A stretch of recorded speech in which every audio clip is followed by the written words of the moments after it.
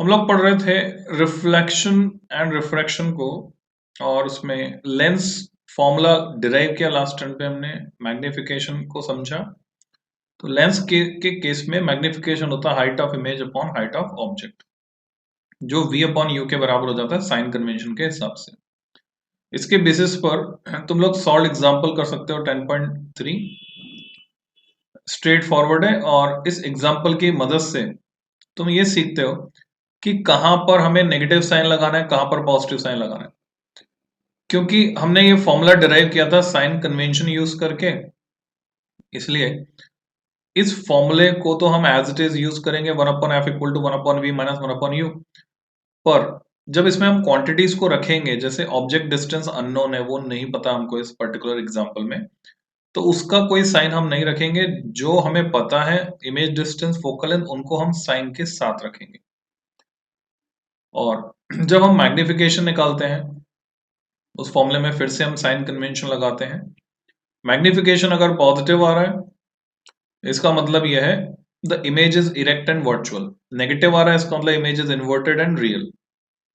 Magnification less than 1 आ रहा है, इसका मतलब image is diminished. Magnification greater than 1 आ रहा है, इसका मतलब इमेज इज मैग्निफाइड। तो इसी तरह के और भी ये जो क्वेश्चन है, सेकंड एग्जांपल, सॉल्व एग्जांपल, ये अपने आप तुमको ये करना है। अब मैं बात कर रहा हूं पावर ऑफ ए लेंस की।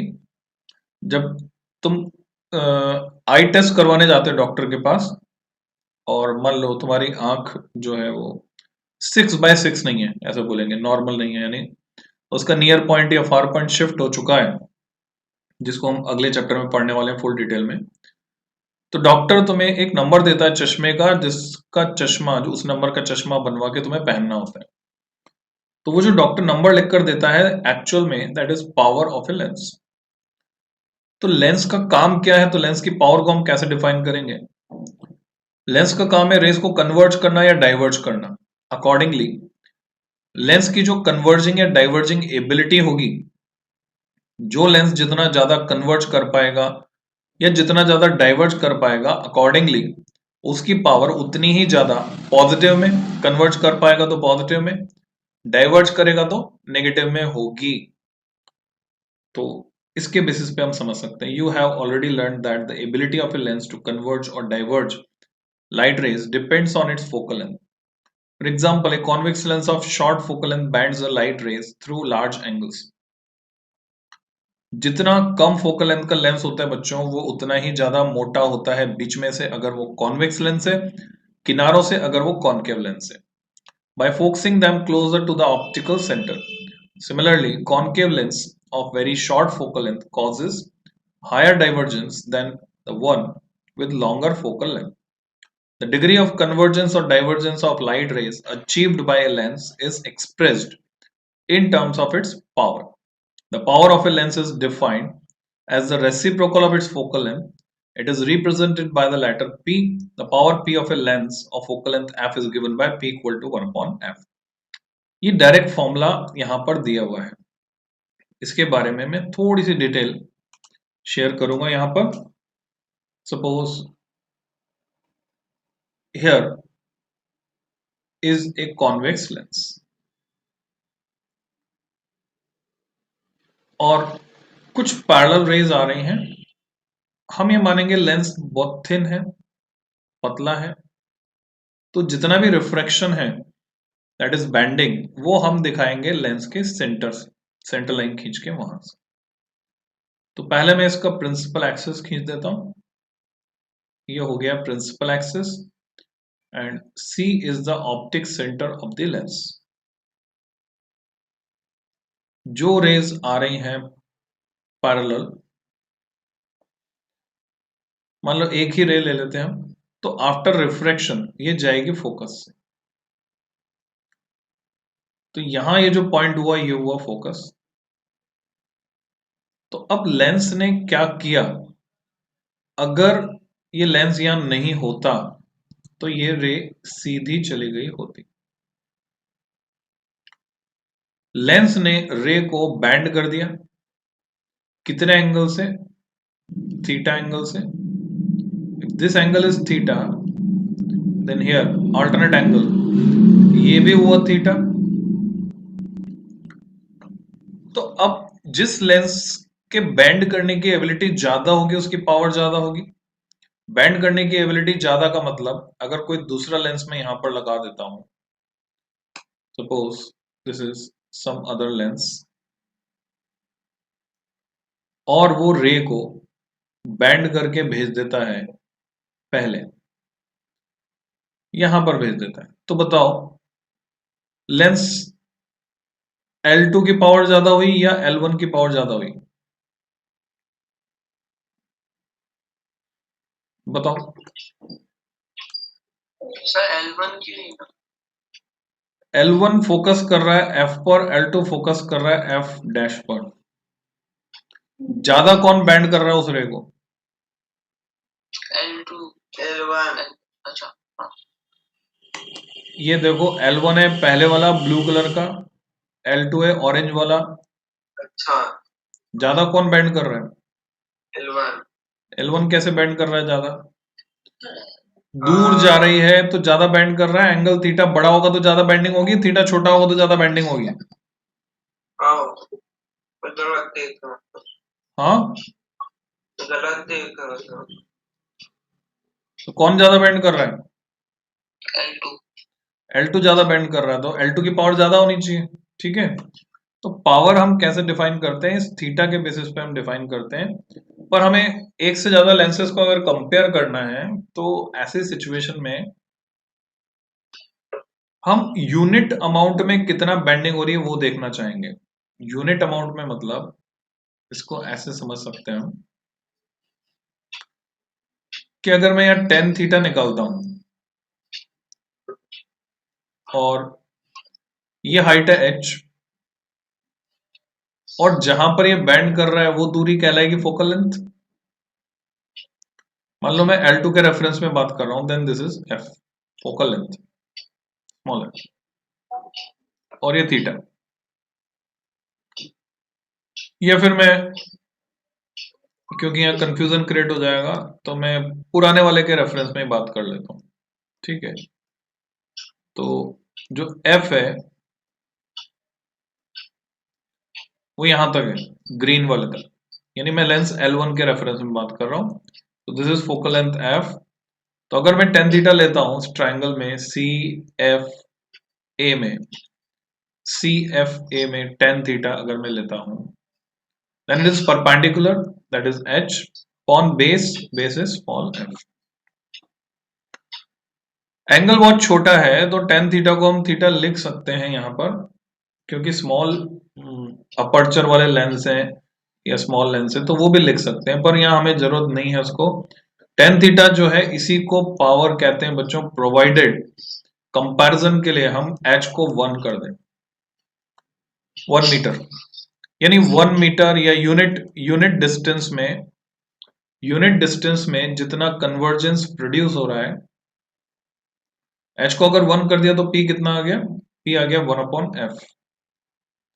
f को अगर हम मीटर में नाप रहे हैं, इन मीटर, तो p को नापते हैं डायप्टर में, कैपिटल D। तुमसे बहुत ही पूछा जाता है सवाल, what is SI unit for measurement of power, और वो तुम्हें याद रखना है, इट इज डायप्टर। अगर पूरा लिखते हैं तो डायप्टर, और अगर सिंगल लेटर से दिखाना है तो कैपिटल D।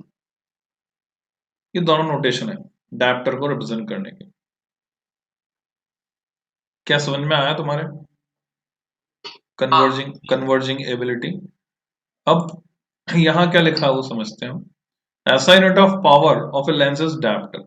अब जनरली होता क्या है कि ये सेंटीमीटर में एक्सप्रेस्ड होता है, ये जो फोकल लेंथ है मीटर में नहीं दी होती है, मैं किसी भी क्वेश्चन में तुम देखोगे न्यूमेरिकल में सेंटीमीटर में होती है। तो अगर ये सेंटीमीटर में होगी तो यहाँ फॉर्मूला थोड़ा सा चेंज हो जाएगा, ऊपर आ जाएगा 100 और ये नीचे हो जाएगा सेंटीमीटर, जिससे कि ये कन्वर्ट हो जाए, तब हम इसको डायप्टर में नापेंगे। 100 अपॉन एफ इन सेंटीमीटर और 1 अपॉन एफ इन मीटर, इस तरह से काम करेगा। SI unit of power of a lens is diopter. It is denoted by letter capital D. If f is expressed in meter, then अच्छा एक किताब में भी गलत लिखा है बच्चों, यूनिट जो है ना कभी भी प्लूरल में नहीं होती, metres is wrong, only metre. 1 metre, 2 metre, 10 metre, 10 metres नहीं होते, 10 मीटर ही होता है। Then power is expressed in dioptres, ये भी गलत है, यूनिट कभी प्लूरल में नहीं होती, इट इज ओनली डायप्टर। ठीक है, ये दोनों वर्ड रॉन्गली रिटन है। Thus, one diopter is the power of a lens whose focal length is 1 meter. ऐसे हम डिफाइन कर सकते हैं। One diopter is 1 meter. You may note that the power of a convex lens is positive and that of a concave lens is negative. अब यहीं पर अगर मैं मिरर की बात करूं साइमल्टेनियसली, तो तुम अपनी मेमोरी में इसको स्टोर कर सकते हो। मिरर के लिए क्या होता है, उल्टा हो जाता है, अपनी कॉपी में भी नोट कर सकते हो। सोच के बताओ, कॉन्वेक्स मिरर डाइवर्ज करता है कि कन्वर्ज करता है? कॉन्वेक्स मिरर जो तुम्हारी गाड़ी में लगा है, रियर व्यू मिरर, वो कन्वर्ज करता है कि डाइवर्ज करता है? डाइवर्ज। डाइवर्ट जो करेगा उसकी पावर नेगेटिव में होगी कि पॉजिटिव में होगी? नेगेटिव में। तो कॉन्वेक्स लेंस की पावर पॉजिटिव होती है पर कॉन्वेक्स मिरर की पावर नेगेटिव होती है, और वो तभी पॉसिबल है जब हम यहाँ पे लिखेंगे -1/f, क्योंकि कॉन्वेक्स मिरर की फोकल लेंथ पॉजिटिव होती है, तो यहाँ माइनस होएगा तब पावर नेगेटिव में आएगी, तो मिरर के लिए फॉर्मूला चेंज हो जाता है। कॉनकेव मिरर के बारे में सोच के बताओ, कन्वर्ज करता है कि डाइवर्ज करता है? कॉनकेव मिरर कन्वर्ज करता है। कॉनकेव मिरर कन्वर्ज करता है, तो उसकी पावर पॉजिटिव होनी चाहिए कि नेगेटिव होनी चाहिए? पॉजिटिव। तुम्हें पता है कॉनकेव मिरर की फोकल लेंथ नेगेटिव होती है कि पॉजिटिव होती है?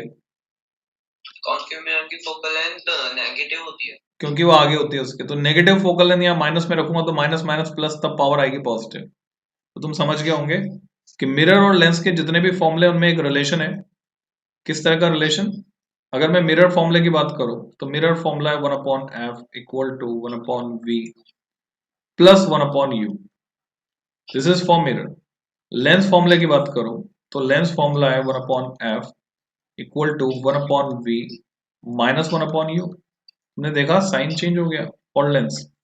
मैग्निफिकेशन की बात करूं तो मैग्निफिकेशन में मिरर के लिए है -v/u, मिरर के केस में नेगेटिव आ रहा है, और लेंस के लिए मैग्निफिकेशन की बात करता हूं अगर तो +v/u, यानी लेंस के लिए पॉजिटिव आ रहा है। और इसी तरह से पावर की बात करते हैं तो तुम्हारे सामने लिखे हुए हैं, लेंस के लिए पॉजिटिव है, मिरर के लिए नेगेटिव है। तो इसको कैसे याद रखें? याद रखने का आसान सा तरीका, एक सेंटेंस हम यहाँ पे तैयार करते हैं और इसको बेस बनाते हैं। माई मदर नेगेटिव, ये म्यूमोनिक हो गया, माई मदर नेगेटिव। माई का एम बता रहा है magnification formula, magnification formula. Mother का एम बता रहा है मिरर, फॉर मिरर। तो हमें याद रहेगा magnification formula for mirror has a negative sign, तो इसमें नेगेटिव है तो यहां पॉजिटिव आएगा मिरर के लिए। ऐसे लिंक करके हम याद रख सकते हैं कि मैग्निफिकेशन फॉर्मूला जो है मिरर का, उसमें नेगेटिव साइन होता है। Opticians prescribe corrective lenses indicating there powers.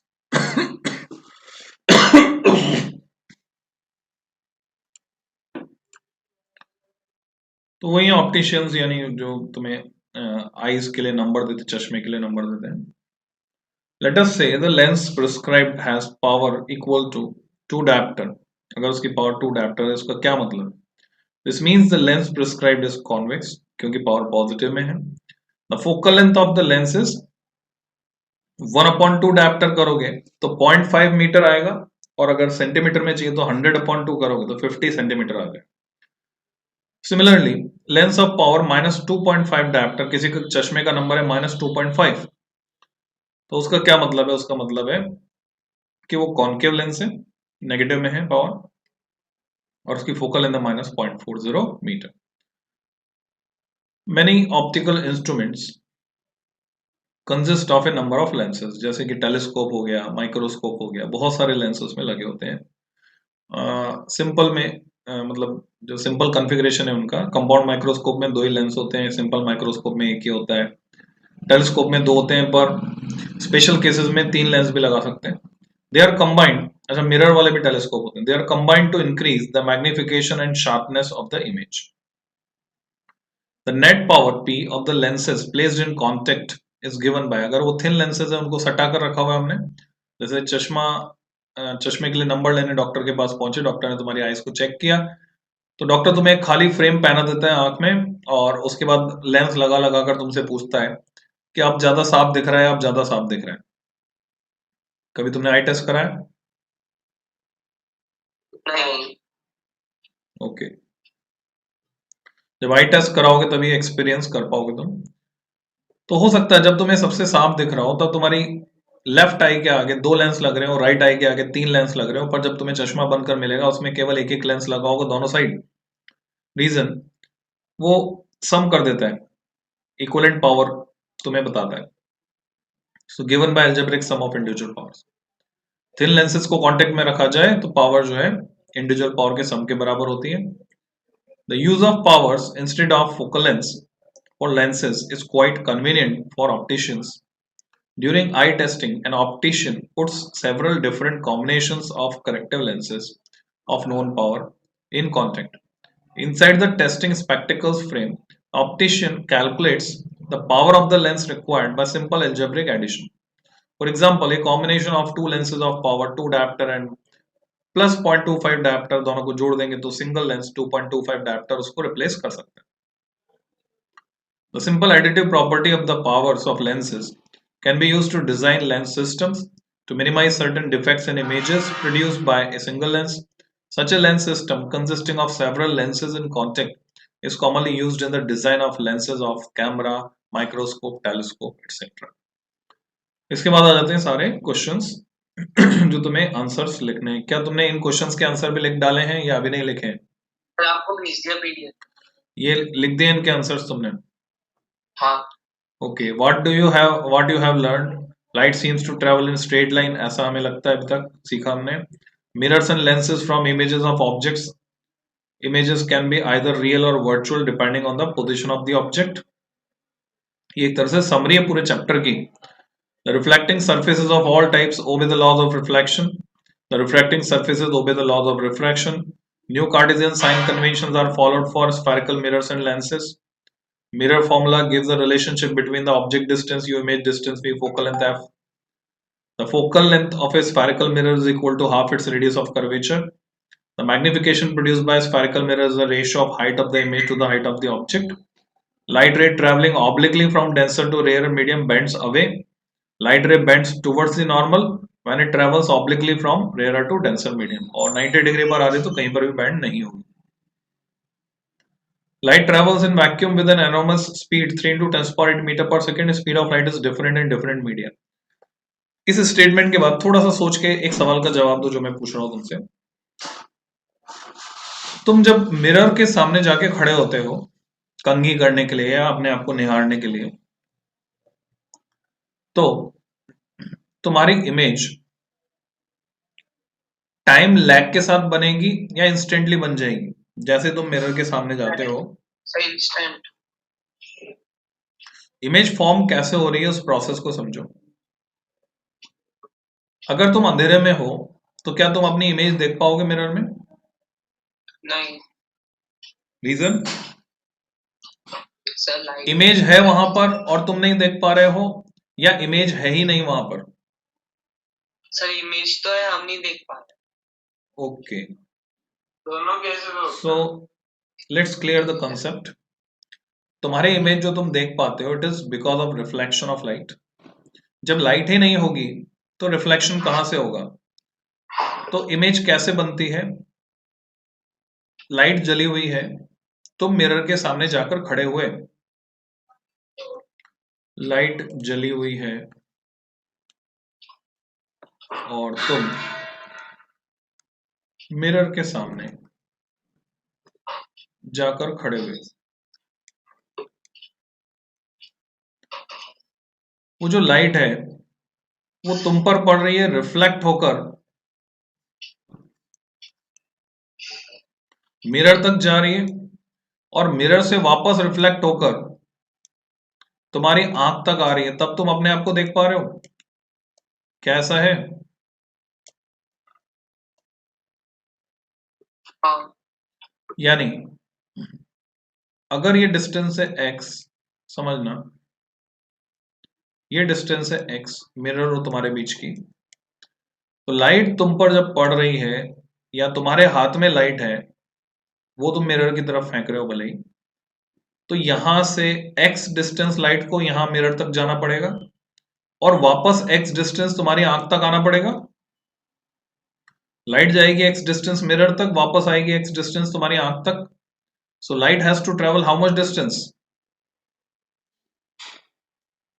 2x। 2x। किस स्पीड से?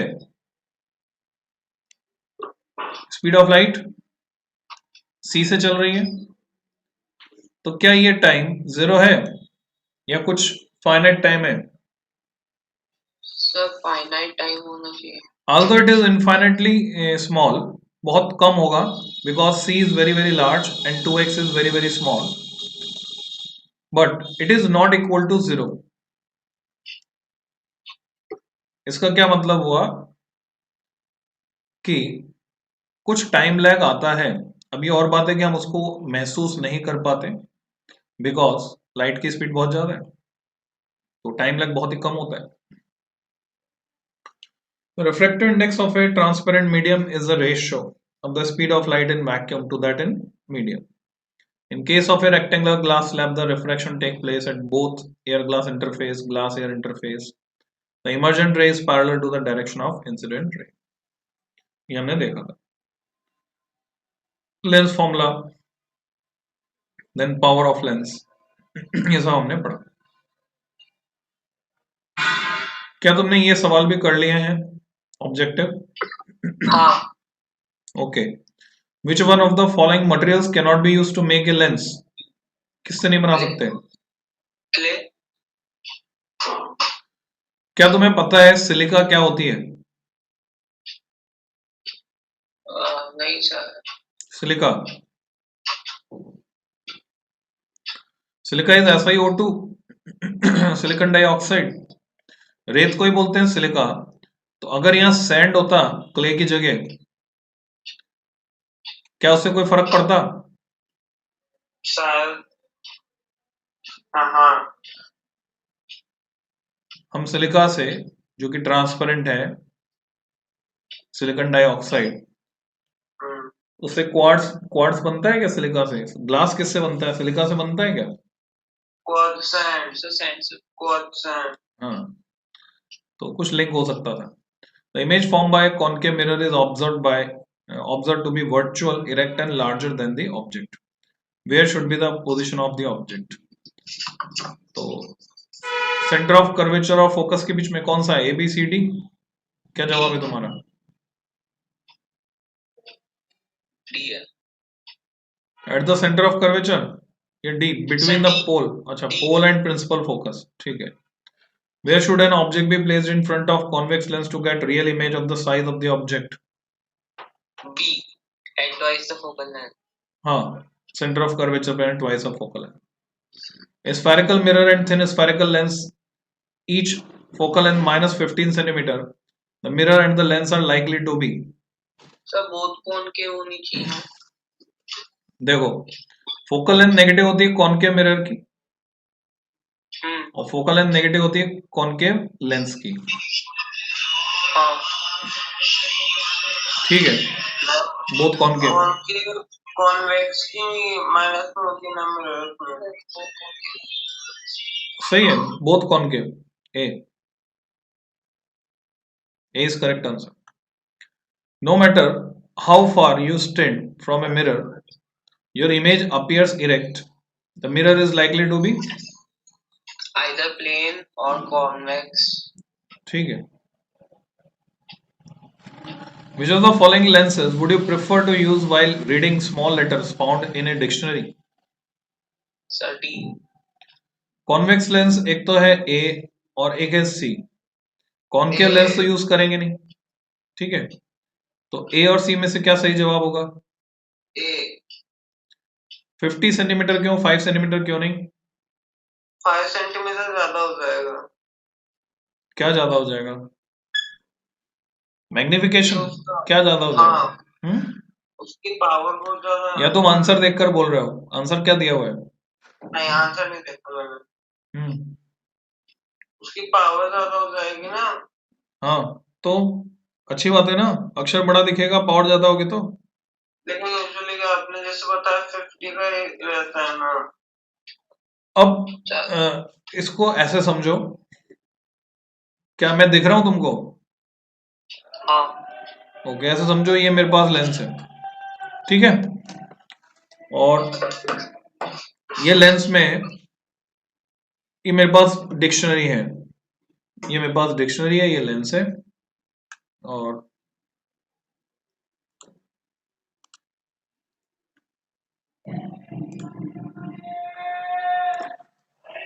50 सेंटीमीटर कितनी दूरी होती है पता है तुमको?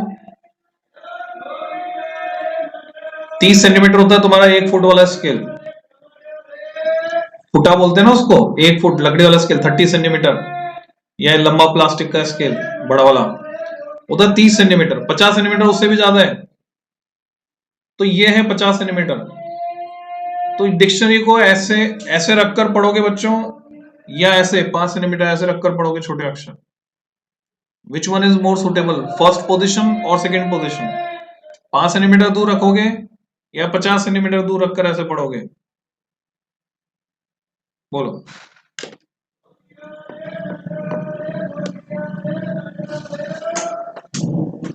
आंसर 30 हम्म 50 नहीं है, 5 नहीं है, 30 है आंसर। 6 का आंसर 30। 30 तो है ही नहीं यहाँ पे। आपने कहा 30। क्या कह रहे हो, साफ साफ बोलो। सर 50 या फिर 5, सर आप बता दो, बता। नहीं, मैंने तो बताया ना तुमको भाई, कॉन्वेक्स लेंस फोकल लेंथ तुमने ली 5 सेंटीमीटर। कॉन्वेक्स लेंस इमेज कैसी बनाता है? तुम थोड़ा दिमाग लगाओ, मतलब इन्वॉल्वमेंट चाहिए तुम्हारा। ये कॉन्वेक्स लेंस है,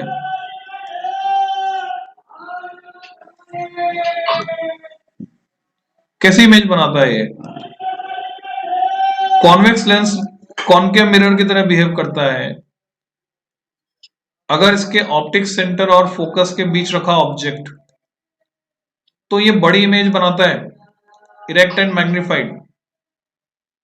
यानी ऑब्जेक्ट को कहां रखोगे? इस गैप में, इस रेंज में अगर ऑब्जेक्ट को रखोगे तब तुम्हें इमेज दिखेगी बड़ी। अब अगर तुम 50 सेंटीमीटर वाला लेते हो, ठीक है, तो ऑब्जेक्ट को तुम्हें कितनी दूर रखना पड़ेगा, किस रेंज में?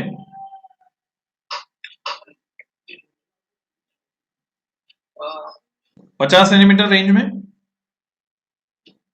ठीक है, तो रख तो सकते हैं 50 सेंटीमीटर। अब ये डिपेंड करता है कि हम दूर से देख रहे हैं या पास से देख रहे हैं, तो इसके बारे में थोड़ा सोचो इमेज फॉर्मेशन को लेकर कि कैसी इमेज बनेगी और हमारे लिए सुटेबल क्या होगा, 5 सेंटीमीटर या 50 सेंटीमीटर। कि एफ 5 सेंटीमीटर हो तो ज्यादा सुटेबल होगा, या एफ 50 सेंटीमीटर हो तो ज्यादा सुटेबल होगा? 5। तो उसके हिसाब से तुम आंसर यहाँ पे तय कर सकते हो। तो करेक्ट आंसर मस्ट बी और शुड बी, अगर 10 सेंटीमीटर होता तो मैं प्रेफर करता, पर 10 सेंटीमीटर नहीं है, दूर रखकर हम देखना प्रेफर नहीं करेंगे। जितना दूर रखेंगे इमेज छोटी बनेगी, आंख पर छोटा एंगल बनाएगी, और जितना पास रखेंगे इमेज बड़ी बनेगी, आंख पर बड़ा एंगल बनाएगी। So I think convex lens of focal length of 5 centimetre should be correct answer. बाकी पीछे तो आंसर अगर दे रखे हैं तो तुम चेक कर लो।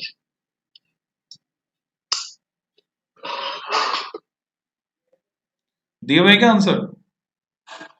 नहीं sir. Okay, 7th, we wish to obtain an erect image of an object। अच्छा, अब ये ऑब्जेक्टिव खत्म हो गया है ना, तो क्या ये सारे सवाल भी तुमने कर लिए? हाँ सर, मैंने भेज दिया आपको। ओके, तो इसमें कुछ भी नहीं पूछना, सब आ गए तुमको? या तुम्हें लगता है कोई सा गड़बड़ हो गया? सर वो जो आपने मीटर का बताया था ना कि इसमें ऊपर 100 लगाना है, हाँ, सर शायद से मीटर में नहीं लगाना, सेंटीमीटर में लगाते हैं 100। हाँ मीटर में नहीं लगाना, सेंटीमीटर में लगाते हैं 100। जब फोकल लेंथ सेंटीमीटर में रखोगे तो ऊपर 100 लगाओगे। अच्छा वही प्रैक्टिकली सोच के देखोगे तो उसमें क्लियर हो जाएगा तुमको। तो आज की क्लास खत्म करते हैं। नेक्स्ट चैप्टर कौन